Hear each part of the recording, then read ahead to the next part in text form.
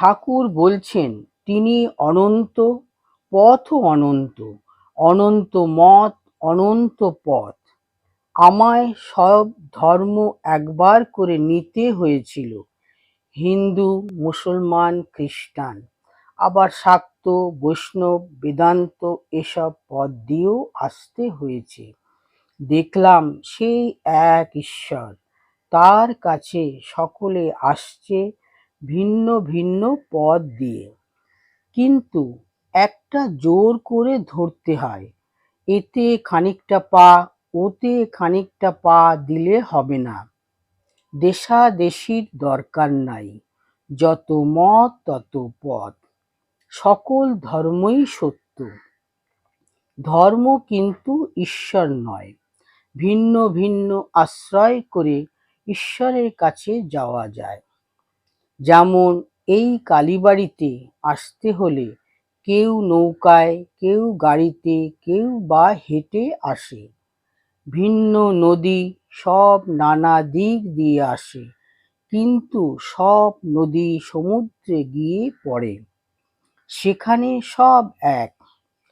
আন্তরিক হলে সব ধর্মের ভেতর দিয়াই তাকে পাওয়া যায়। বৈষ্ণব, শাক্ত, বেদান্তবাদী, ব্রহ্মজ্ঞানী, শৈব, মুসলমান, খ্রিস্টান, এরা সকলেই আন্তরিক হলে পাবে। যেমন জল, ওয়াটার, পানি, এক পুকুরে ৩-৪ ঘাট। এক ঘাটে হিন্দুরা জল খায়, তারা বলে জল। এক ঘাটে মুসলমানেরা জল খায়, তারা বলে পানি। আর এক ঘাটে ইংরেজরা জল খায়, তারা বলে ওয়াটার। তিনিই এক, কেবল নামে তফাৎ। তাকে কেউ বলছে আল্লাহ, কেউ গড, কেউ বলছে ব্রহ্ম, কেউ কালী, কেউ বলছে রাম, হরি, যিশু, দুর্গা।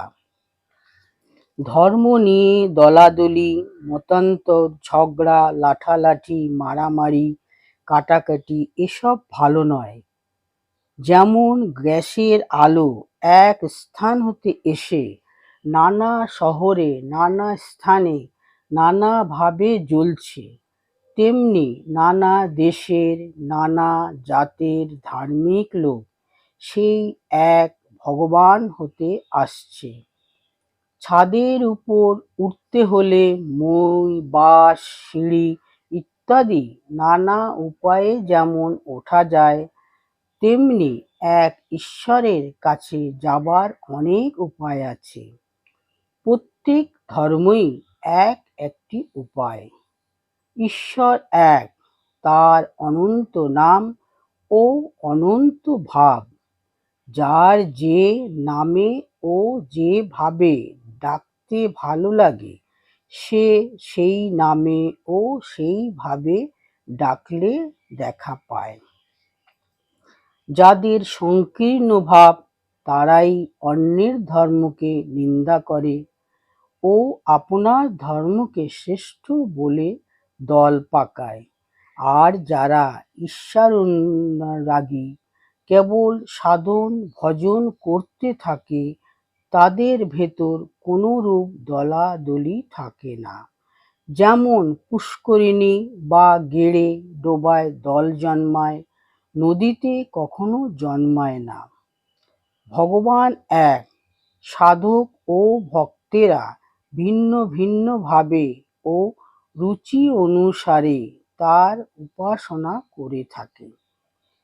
এক মার ৫ ছেলে, বাড়িতে মাছ এসেছে, মা মাছের নানা রকম ব্যঞ্জন করেছেন, যার যা পেটে সয়।